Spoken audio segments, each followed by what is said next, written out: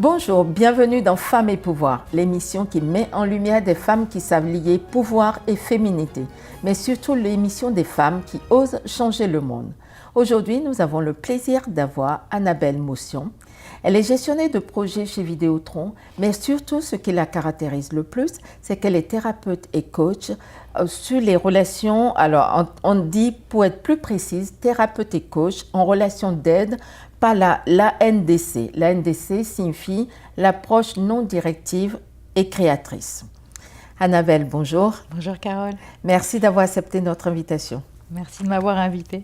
C'est vrai que ce qui m'a le plus plu dans votre parcours, c'est à travers cette dimension de la NDC, comment est-ce que vous arrivez à aider les personnes à prendre conscience de leur pouvoir sur leur vie et comment est-ce qu'elles peuvent en effet changer leur vie à travers cette prise de conscience. Donc c'est pour ça que vous êtes très à propos et très, en tout cas dans votre place au sein de Femmes et Pouvoir. Donc pour Annabelle Motion, qu'est-ce que c'est le mot pouvoir ?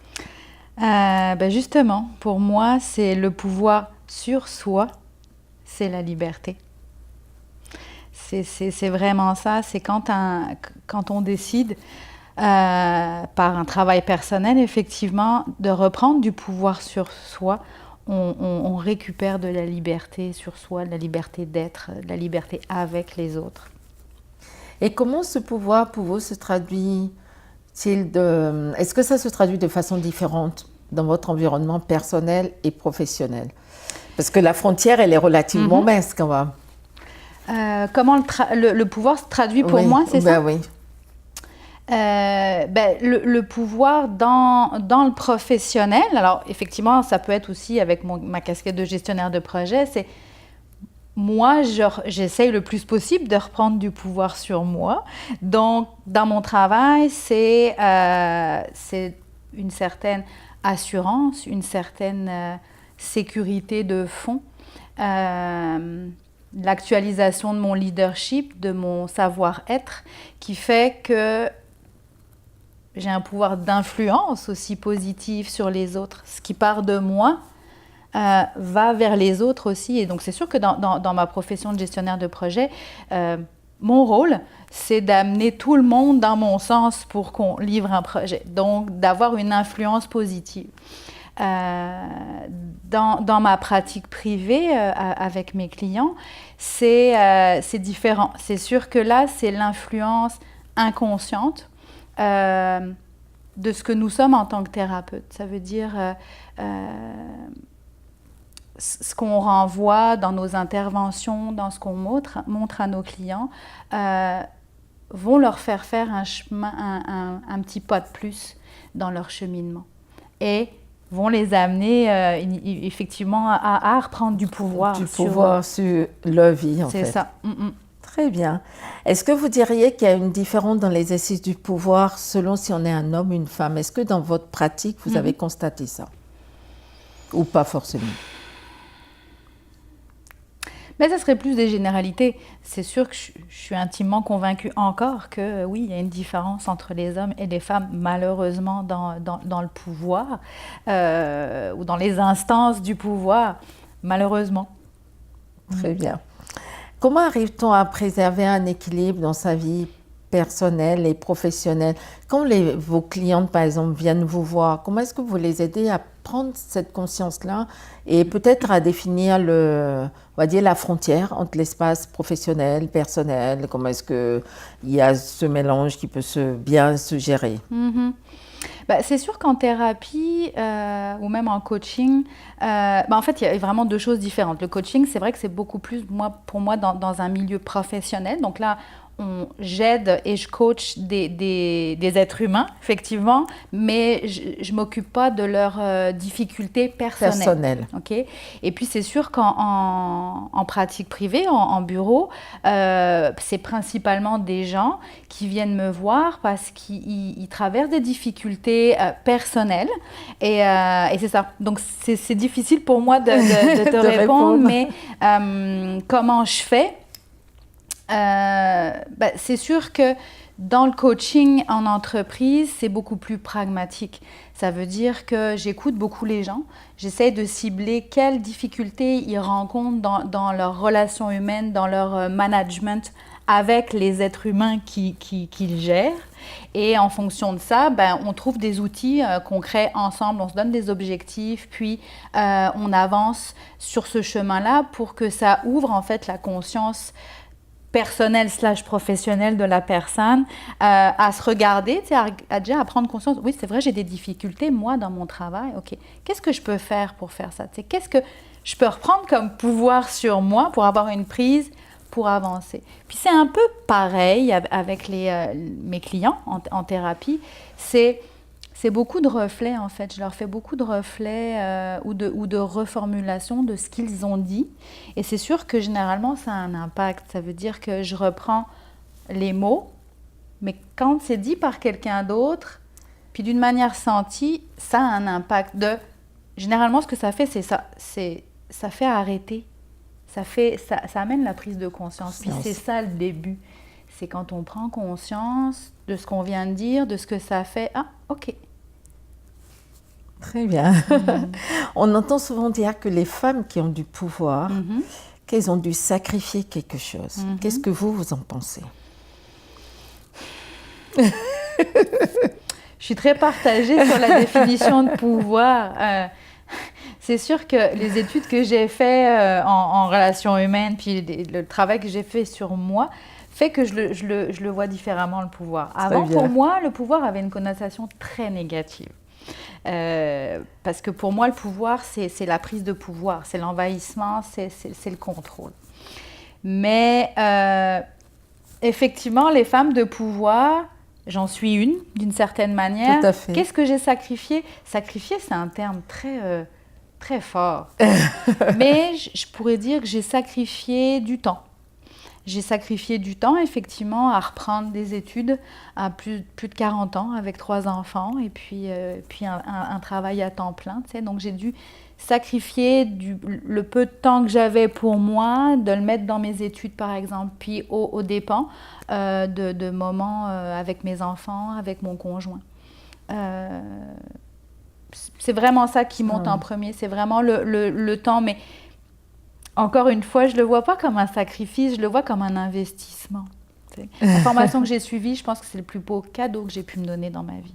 Ah bon, mais c'est parfait. Donc, c'est pour ça que sacrifice, OK, oui, quand j'étais dedans, c'était pas facile, puis j'aurais préféré être chez moi avec mes enfants et mon conjoint plutôt qu'en cours, c'est vrai. Tout à fait. À ce moment-là, c'était une sorte de sacrifice.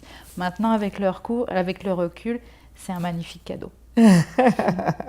Très bien. Si vous avez un conseil ou un message pour une jeune femme qui souhaite justement reprendre le pouvoir sur sa vie ou en tout cas retrouver son chemin, qu'est-ce que vous lui diriez? Je lui dirais qu'elle ne se lâche pas. Qu'elle ne se lâche pas parce qu'à partir du moment où il y a une lumière qui s'est allumée, où on voit qu'il y a quelque chose à faire, c'est pas se lâcher, c'est pas s'oublier à ce moment-là.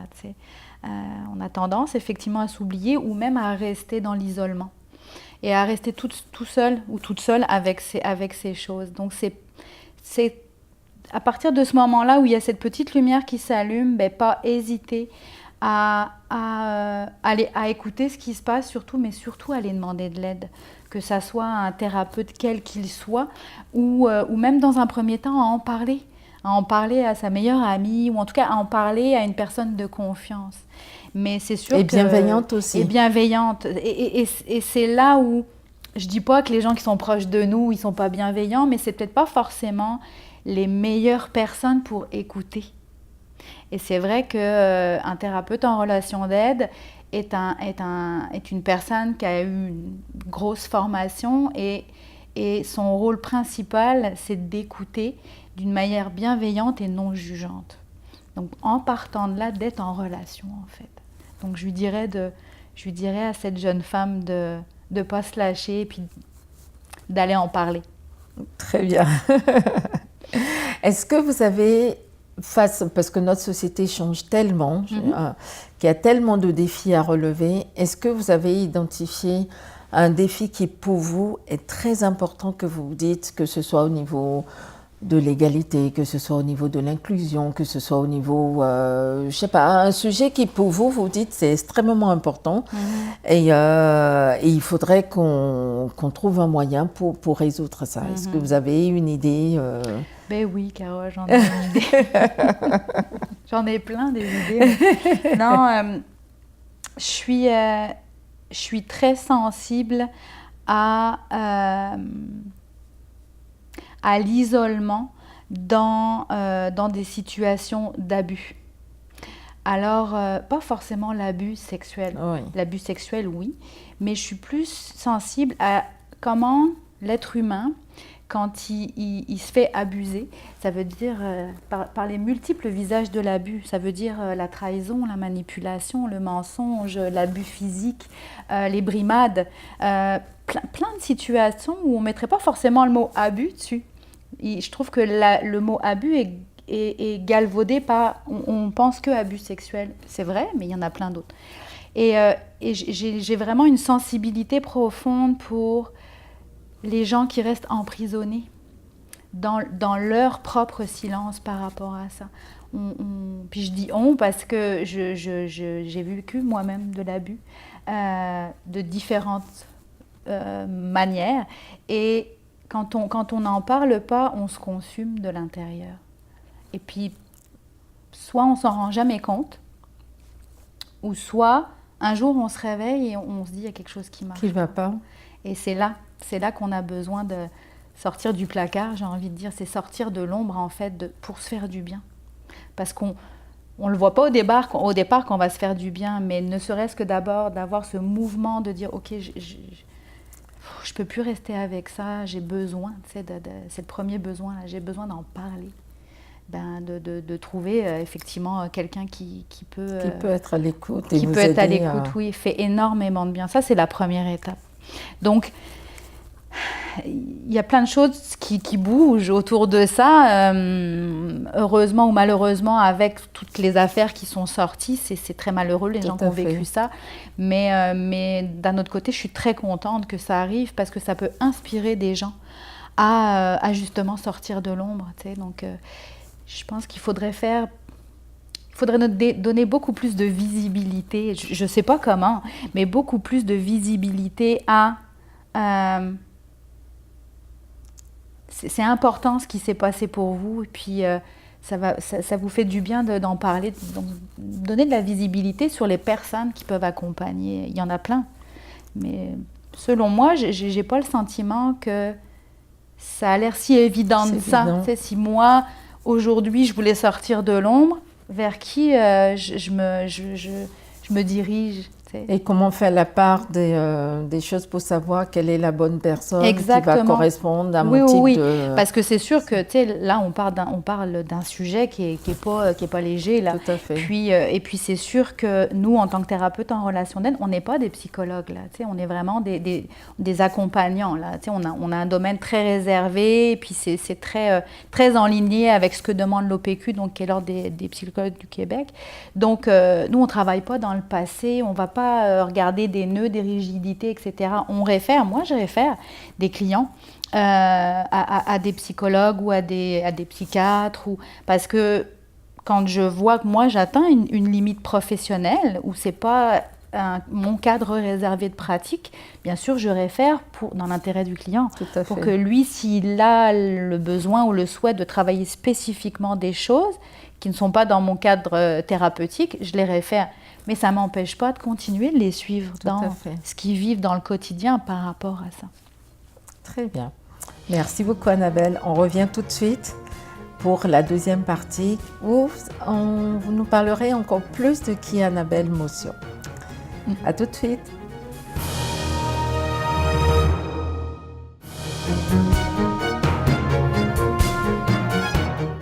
Nous sommes de retour avec Annabelle Motion, qui est thérapeute, coach. Alors, à chaque fois, je regarde mes petites notes.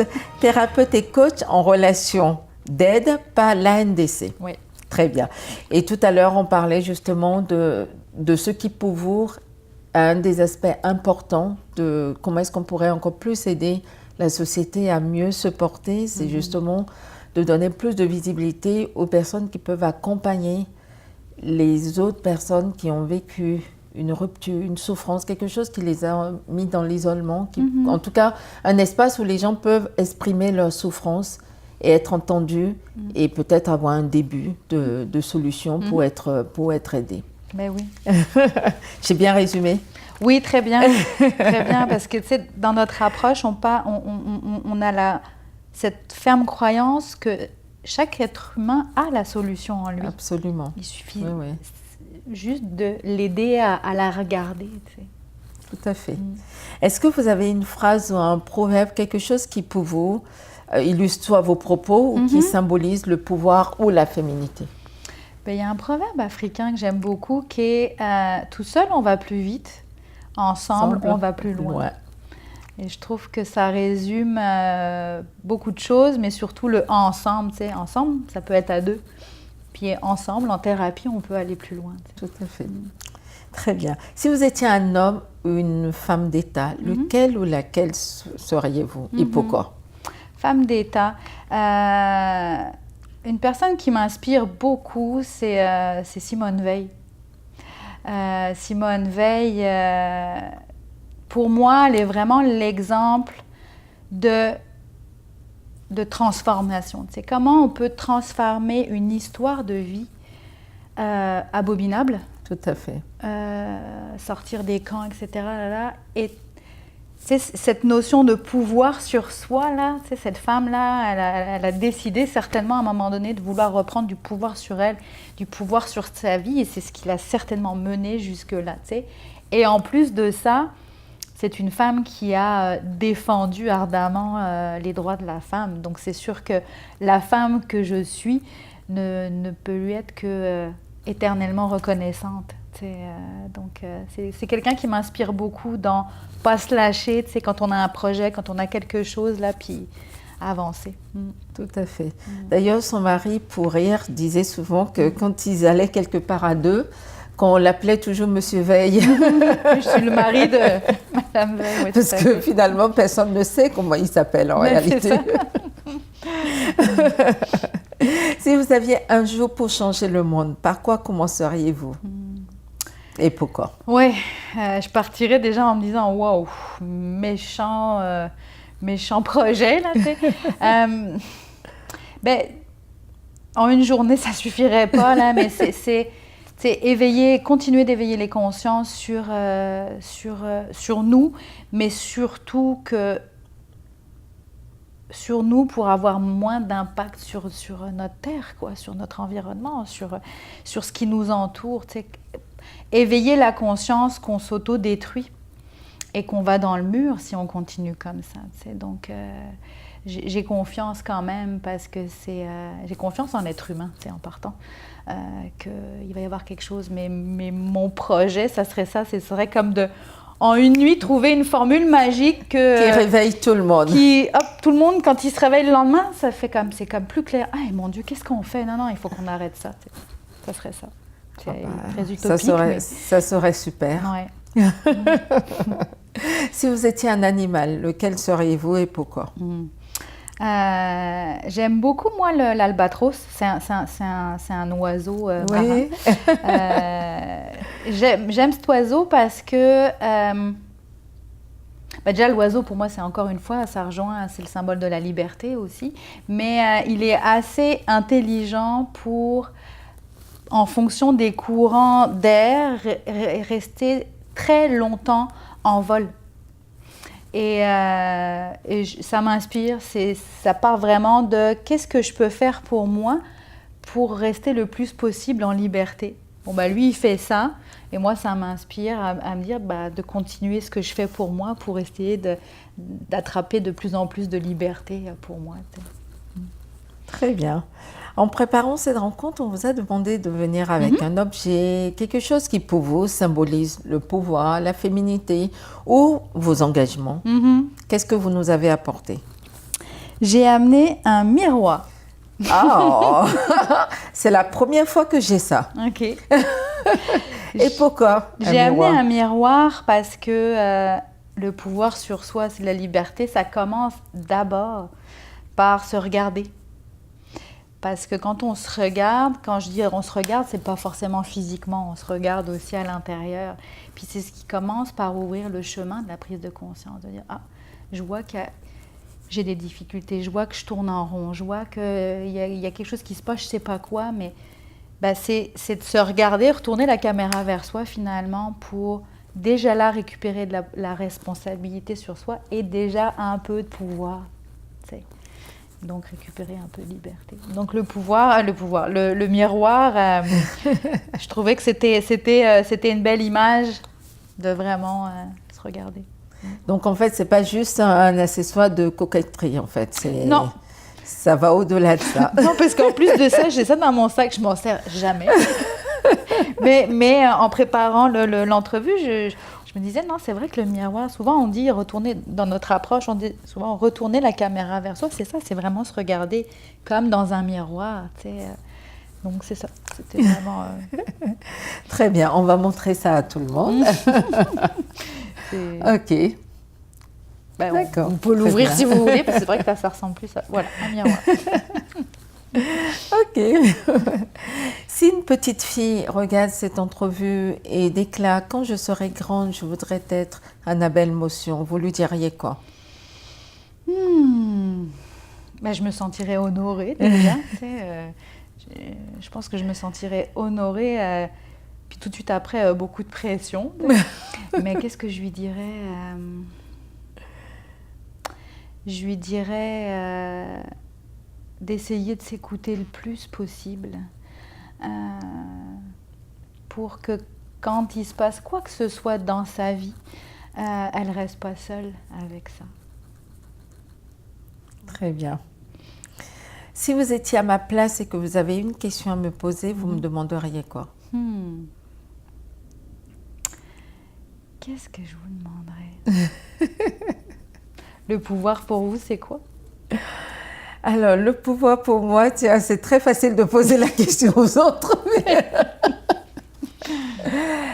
Non, le pouvoir, ça rejoint pour moi la liberté.